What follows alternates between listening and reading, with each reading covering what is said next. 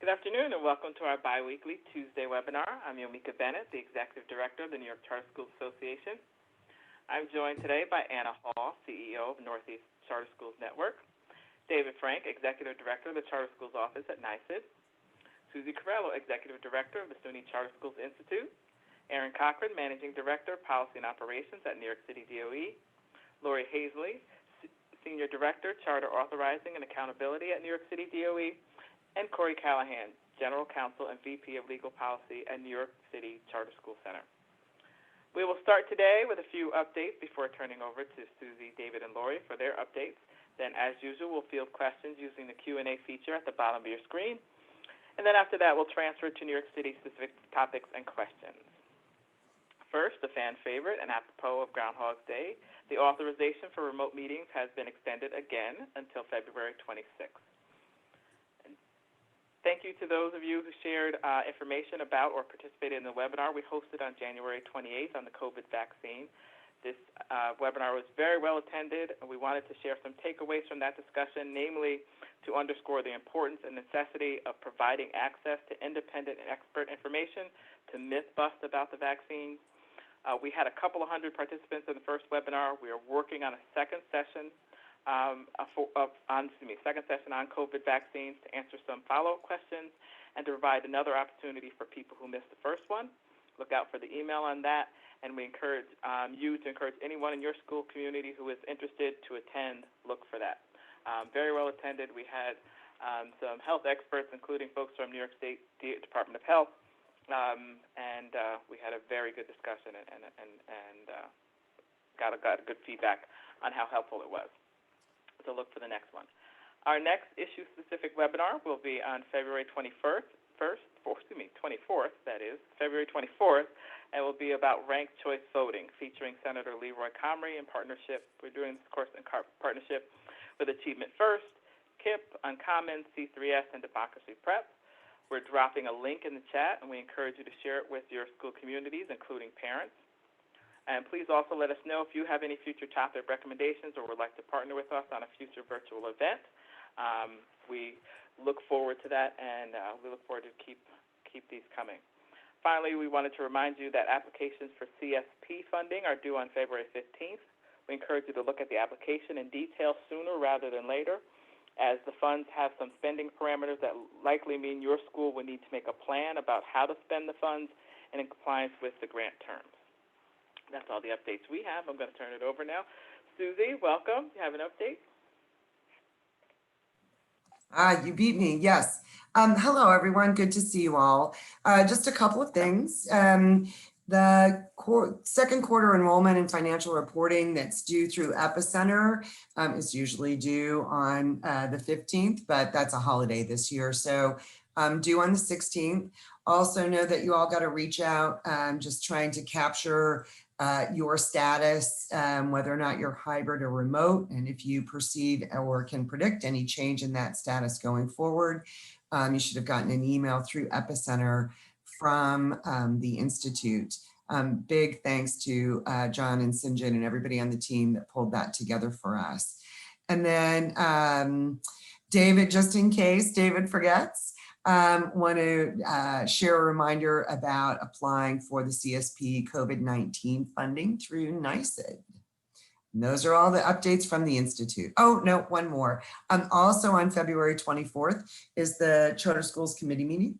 We anticipate some renewals. If you're getting renewed, you know who you are, at least if you're getting renewed on the 24th. And then the remainder of renewals that the Institute has this year, we anticipate the committee will consider those at the March 17th St. Patrick's Day meeting. So hope you all have an opportunity to pop in. That's it. Great, thank you, Susie. Hi, David, you have an update? Hey, Omika. I could never forget about the CSP money, but it takes a village. So I just want to remind everyone that it is due by the 15th of February. And you know I love my links. So the link to put in an application is going to be in the chat. And actually it'll now be in the chat. And just as a clarification, because I think there was some confusion about this, you are eligible to apply if you are an education corporation, which, by the way, every single charter school in New York State is an education corporation. Even if you just operate one charter school, you are an education corporation, and you serve students last academic year. And there's a few other criteria in there, but it's all in the application. So if you're a single, standalone, independent charter making your way in the world, you are eligible to apply if you meet those other criteria. So I encourage you to do so. That money is burning a hole in our collective pockets. So make sure you don't leave that on the table. The deadline is the 15th of February, links in the chat. We also have our new school RFP out for public comment. And the public comment is due to us by this Friday, by the 12th. And we did not, we actually haven't received any comment. We're really proud of the changes we've made, but unless it is a perfect document, which it might be, feel free to put that public comment in. And two more things.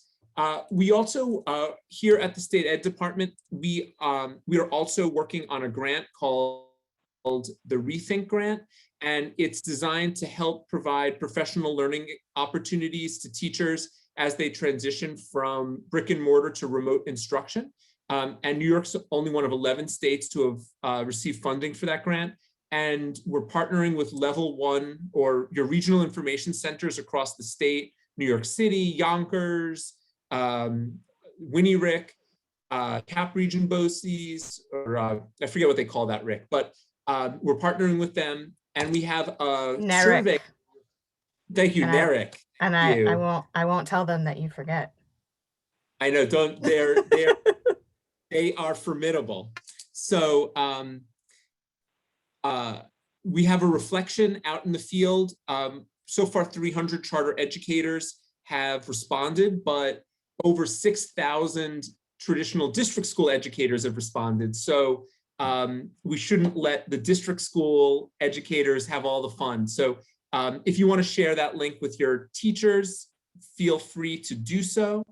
And lastly, because we love a good survey at SED, but also because we have a commitment to including stakeholder voice in our authorizing processes.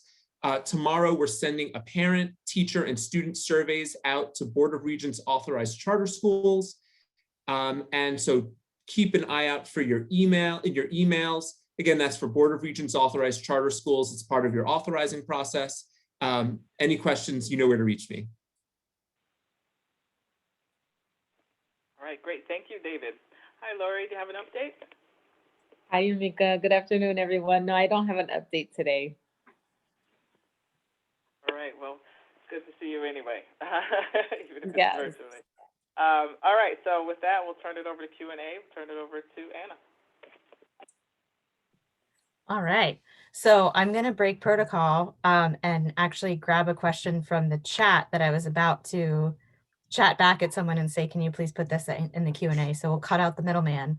But for those of you playing along at home, your other fellow charter friends can't see questions in the chat. And it's, I think, always helpful for folks to see what other people are asking. So with that sort of slight chiding aside, we'll ask a question super technical, and I think coming to David. If my SAM registration is expired, can I still apply for the CSP funding? So for those of you who don't know, SAM is the State Aid Management System, SAM, and SAMs. And Tiffany, you can and you should apply. You won't be able to get any money until you get your SAM account in good standing, but certainly apply for that money. And in the interim, update your SAM's login information.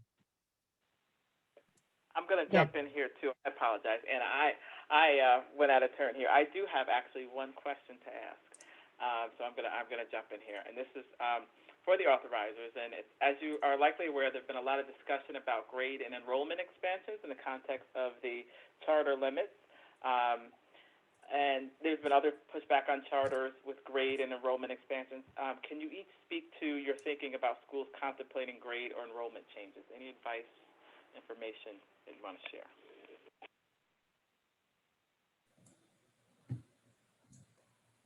Okay, well, no one's rustling, so I'm happy to start.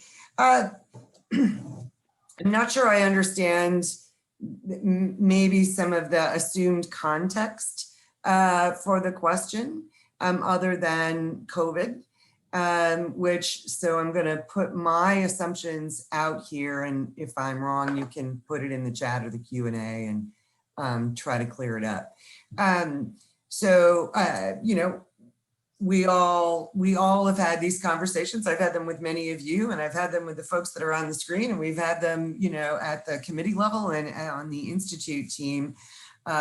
You know, how many children are in New York and how many children are going to come back home to New York when school looks more like 2019 than 2020 or 2021? And, you know, what will the demand be? And I think there's been a lot of loyalty to charters. My understanding is there's been a lot of loyalty to those that are enrolled, no matter where they are necessarily are logging in from. When schools return to real school, we'll get a sense for where the enrollments look like. But I'm not sure that's directly linked to a request to expand grades or the size of your enrollment. We have some schools in the regular course, you know, before COVID that experienced a high volume of interest and came to us with evidence of that interest and had a growth in enrollment approved. We've also had schools that, and some of you on here today are part of this, that have located in place where there's a lot of competition. And so maybe the original design for your school envisioned a larger number of students than either the competition is bringing to you or even the available space that you had. And we have also been pretty flexible in modifying those enrollments as per what schools ask for. So my, you know, my impression on this is that we're going to continue, or, you know, we have a really successful K-5 program and we want to have a middle school program. And so right now we're analyzing those in the way we always have, right? It's a timely question because we've actually started talking about what are the common things we want from applicants who are seeking a grade expansion or an enrollment expansion. And you're a little ahead of us, but we're going to put out a little bit of guidance about, you know, hey, here's the information that we want. So you don't ask us and have to go back and come back and go back. We're just going to try to put it all out there. But I anticipate going forward at this point that we'll continue to analyze the request in the same way that we always have. Okay, great, thank you. I just want to, David, Lori, before I turn it back over to Anna, do you want to update on this question, add to the question? You know, I would echo what Susie said. We have revision guidance on our website that schools that are interested in expansions or whether that's a grade level or or enrollment that you should take a look at. And it's not a, you know, there's a lengthy process because we want all of our schools to engage in significant community engagement regarding those things, those changes, as I do all the authorizers, as I know all the authorizers want. So take a look at our revision guidance. It's up on our website. I'm trying to break a record to see how many links I can share in one meeting, but it's not even it's close. on the web. You're nowhere close. I know. Anna keeps track. But there's the link, and I would say talk to your liaison if your Board of Regents authorized.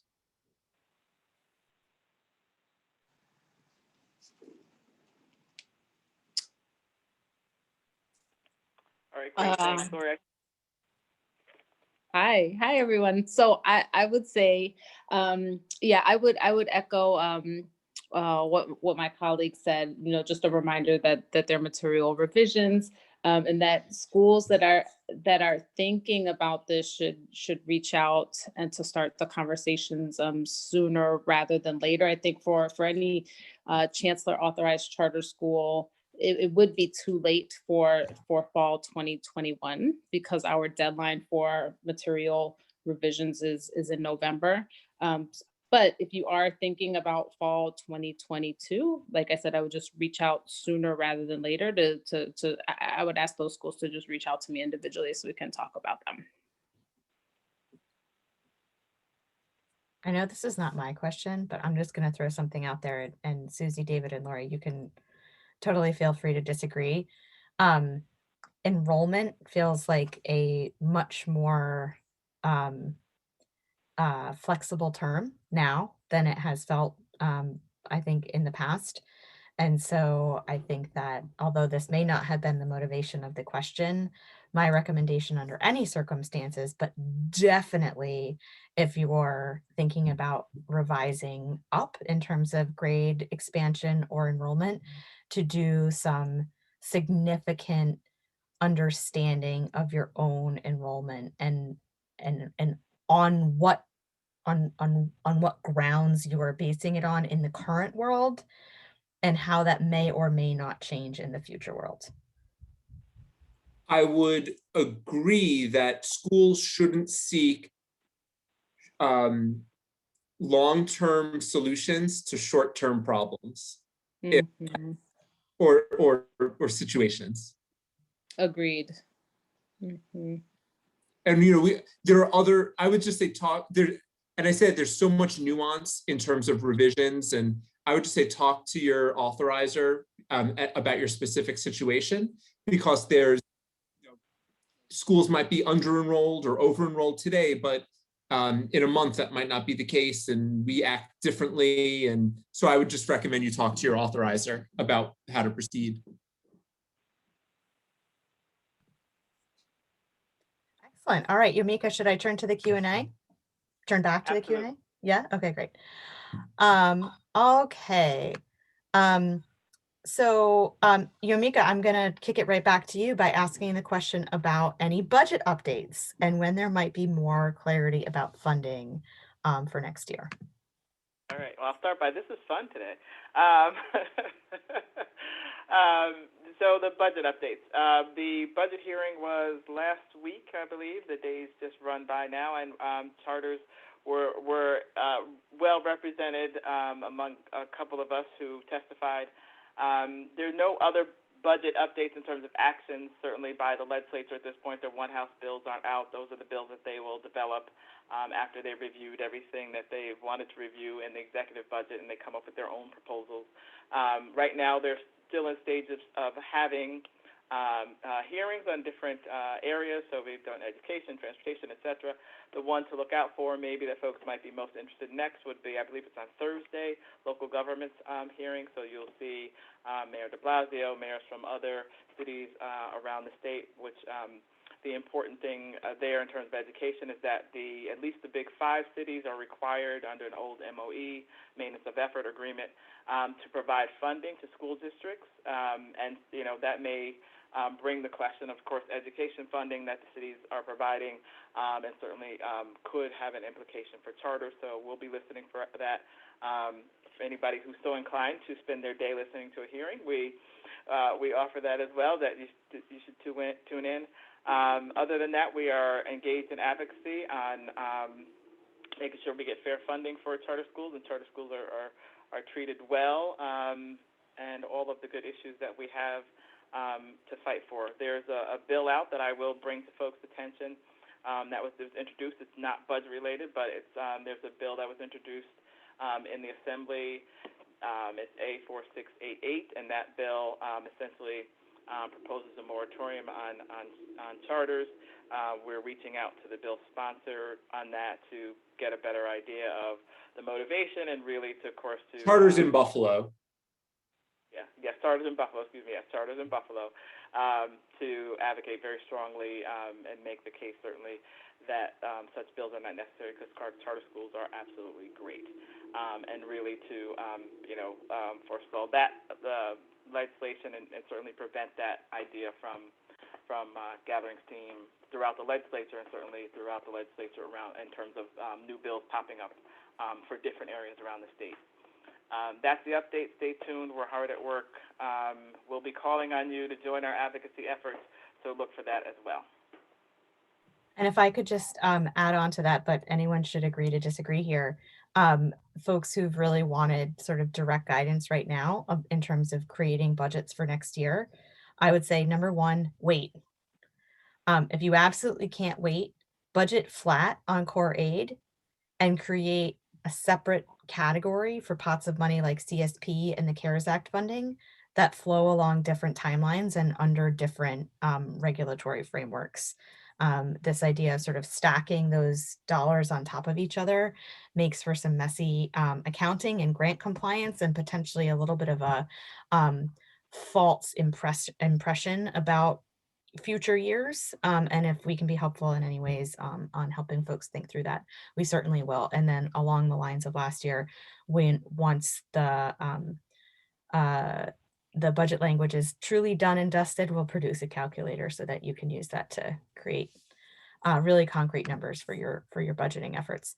All right, I'm going to hit a bunch of immunization requirements. So David, I don't know if these are coming at you or as in the past, sometimes it's been helpful for us to reach out to some folks in the student services office, which we're happy to do. If that is sort of a better source of information, and no shade on David, if that's the case. So, and this I'm actually not familiar that in the past immunization requirements required schools to have 99% of students immunized to be compliance, and that the question is the goal 100% this year? Well, I think the New York State Ed Department Student Support Services team is a great resource, and I would encourage you to connect with them, Anna. And regarding that question, though, I'm not sure the specifics. I know that every student is required to be immunized unless they have an exemption, and the exemptions were, the types of exemptions were narrowed by the state legislature this year. You might be thinking of the New York City DOE has a calendar. I believe you need to have a certain percentage of students immunized by a certain time. But I believe that the goal has always been 100%. But I would reach out to the student support services team regarding that. Awesome. And let me just follow up on that and hit the other question at the same time about the date for the immunization survey, and say we will reach out to the student services department because these requirements are actually not different for charter schools than for district schools. And so it's, thank you, David, for being willing to speak on behalf of an entirely different. But the immunization survey, it's ancient history now, but we got this question in a previous, it sounded familiar. We got this question in a previous iteration of these meetings, and we did follow up. And the response was that the immunization survey is due December 15th of each year. However, the New York State Department of Health waived that deadline in 2020. The New York State Department of Health has not announced or released a new deadline for that survey yet. Excellent, thank you. So I'm just also replying to someone else in the Q&A. For those of you who want to go back, it was from the January 12th meeting, and you can check out all of the recordings of these webinars on the State Association's website. And thank you for playing along at home. David, we appreciate it. So also a question here about yellow zones. If a school's in a yellow zone and is still remote but wants to begin bringing in small groups of students for periodic events, does the testing requirement kick in? Correct me if I'm wrong, but the color zones are no longer the deciding factor. Corey, Yomika? Yeah. I'll jump in. The yellow zones are still deciding. If you're in a zone, if you're in the color code zone, you still have to comply with the testing requirements. So in that case, if you're bringing people to school, whatever your percentage is for that zone, you do have to test. I know that there were very few space or areas around the state who still were operating in color-coded zone. So for most people, this will sound like, what are you talking about? But there are a few color-coded zones around the state. If you're in a color-coded zone, you do have to comply with testing. And so does that also, if someone wants to bring in small groups of students, they would have to test the 20%? Yeah, it's 20% of whoever's in person. So that's the requirement. Great. Another question here, and I think everyone should weigh in because I'm actually not confident that any of us, this may be a matter of sort of best guidance as opposed to sort of technical authorizer or otherwise knowledge. So if a staff member is having side effects the day after getting a vaccine, can they come to school? I'll pause there because the second question is related but different. So I can take this one. This came up on a call with the Department of Health in New York City a couple weeks ago. And I believe the answer is that there are certain side effects that you still should be treating as you should not be coming into the building. And then there are some side effects, I believe it was headache and body aches, which are most likely going to be side effects due to just the vaccine. But I believe everything from a fever to runny nose to kind of the general cold sickness, the recommendation from the Department of Health in New York City was that should still be treated as you are staying out. So let me just check my understanding here.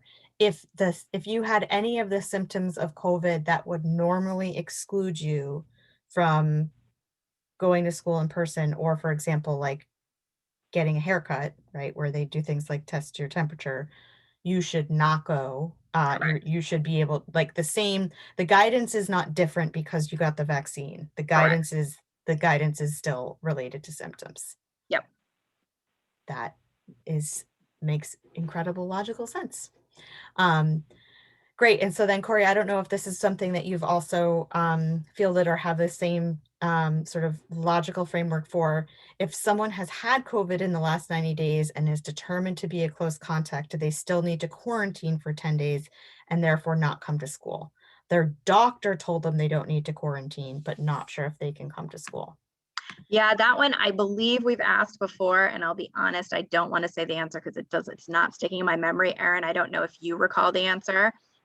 It's definitely a repeat question, but I'm happy to make sure it gets the Department of Health for our Friday call unless someone else knows definitively, but I don't want to say the wrong one there. Yeah, and David, Susan, and Laura, you guys should weigh in here. Every school has developed protocols at this point about things like exclusion.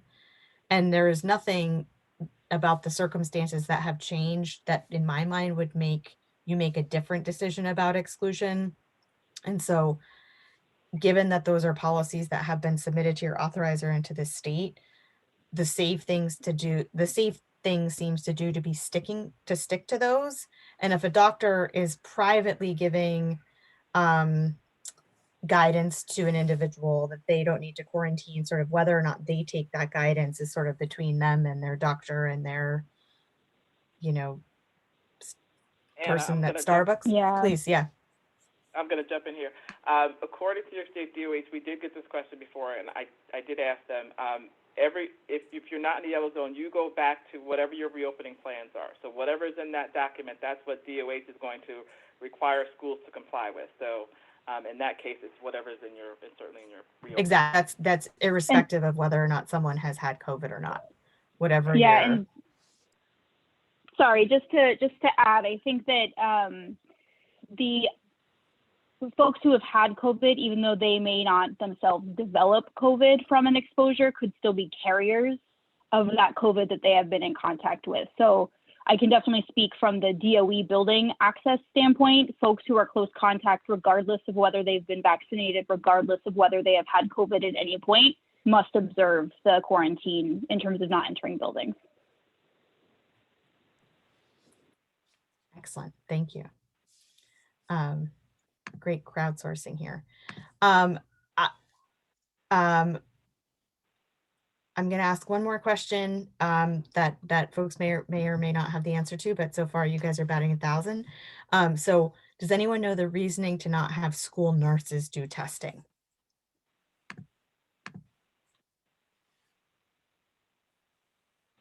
I think Yumika, can you speak to this based on some of your experience with the LSLs in Rochester? That there's So something about, sorry, go ahead. So that question, I'll say it depends, right? So in some cases, that school nurses are doing that. School nurses, I mean, there's a thing that you have to be, whether you're a nurse practitioner, or whether you're an RN. So there are rules about who could administer the testing. I'm not sure if a recent executive order has extended this, but schools. So one of the things that was happening is if you have an LSL, a limited service laboratory authorization, or your school or whoever you're connected with has an LSL, the school nurse could test based on that.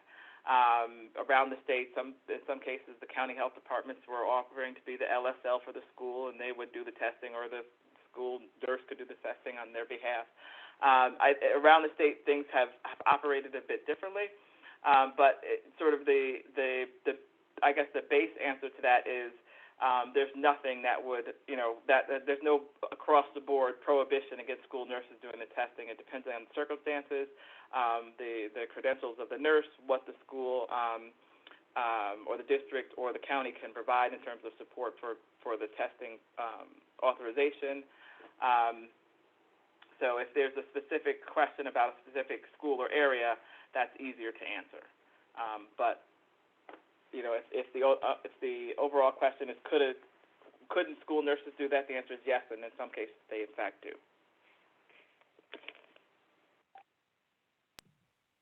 Excellent. And so with that, Corey, I think the last question remaining is a New York City question, so I'll turn it over to you.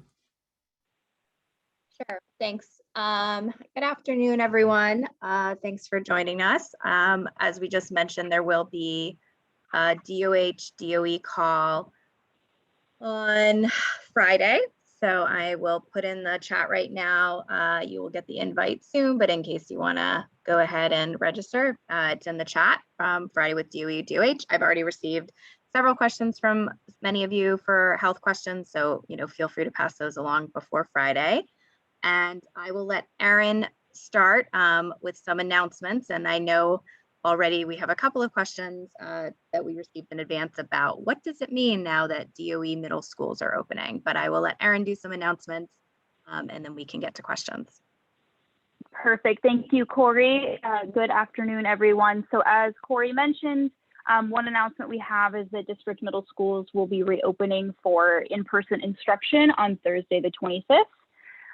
So very exciting information there. And Corey, when you ask your question, I'll talk to a couple of there that folks should keep in mind. And then one other quick announcement is that most charter schools at this point in New York City have not provided their day calendar to Eastern Suffolk BOCES. That is a prerequisite to doing any attendance reporting to the state. And so hopefully folks have been following along the messages that have been going out in the C Weekly every week. But the attendance reporting is shifting. Folks that have done their attendance reporting every year in ATS will no longer be doing that. And in addition to the regular attendance reporting, there's also a lot more data that needs to be reported. So it will take you more time. And there's no reason that you can't start now. Ahead of the end of the year. So the first step is to reach out to Eastern Suffolk BOCES and work with them to submit your day calendar. No attendance data can be submitted without that. So just a plug for that. Great. And so then a couple questions we got about the reopening is there any impact on charters that are currently open or trying to open now that middle schools are opening? Sure. So just a reminder for folks that are in DOE space, this would be a great time to revisit your isolation room and BRT staffing plans. Perhaps if you were alone in the building, you had plans relying just on your staff, but now would be a good time to hold a building council meeting and revisit some of those staffing plans now that you're going to have more folks in the building. Speaking about the potential impact to busing availability. So we have already messaged that demand for buses is expected to be high this spring. We have middle schools coming on board. We have a large portion of the charter sector in New York City that has informed us they are coming online for in-person instruction. So we do expect that the demand for busing is going to increase somewhat, and the demand on OPT's time, just very transparently, is going to be very big in the next couple weeks. So as we've been messaging, we really encourage charter schools that plan to use Yellow Bus service to have up-to-date information in ATS on which students actually will be needing busing. Have your OPT calendars up to date on a rolling basis, and as soon as you think you may need busing, reach out to your OPT liaison as early as possible. And we're messaging that 6 weeks advance notice, if not more, is a great idea given the constraints on OPT's time at this point. Thank you. And then another question on the reopening is schools notice that DOE is partnering with the city to get vaccinations for in-person middle school teachers in advance of that opening. And the question is, will charters that are in person also have access to these vaccinations or vaccination Good sites, question. I should say? Yeah. These sites are still in development, so we can clarify this point once the details are finalized. And then I think I see the question in the Q&A is about, can you update your DOH reopening plan to change a protocol, which I believe, as long as it is following consistent with what is in the state guidance, you are allowed to. A question that we've been receiving a lot of, and I'm not sure if it's this, is DOE actually going to start working on revising their building closure policies? And I think the classic example is that right now the DOE operates under 2 cases equals a building closure. And Erin, the question is, do you know if that is when that revision might end up happening and or what it might say? We don't have updates on this, but we will definitely share that as more information becomes available. Okay. And then another question just on, do charter schools have access to the DOE student testing process? The answer is unfortunately still no. As many of you know, we filed a lawsuit with a bunch of charter schools back in December to try and change that to a yes. So we are still working for that. And we've had some positive developments in a case that has been brought by some of the archdiocese schools, which have already won their first round. So we are continuing to work on this and believe we will be successful. But as of right now, the answer is charter school students do not have that access. And then Erin, the last question I got in advance was schools saw that there was an announcement last week about the Learning Bridges program now being open to DOE students who are in remote only learning, whereas before the program was restricted only DOE students in hybrid. And so this has raised the question again, if charter school students, whether hybrid or remote, if they can also have access to these seats. So there's no change to the access for charter schools to Learning Bridges seats, but we will share if that changes.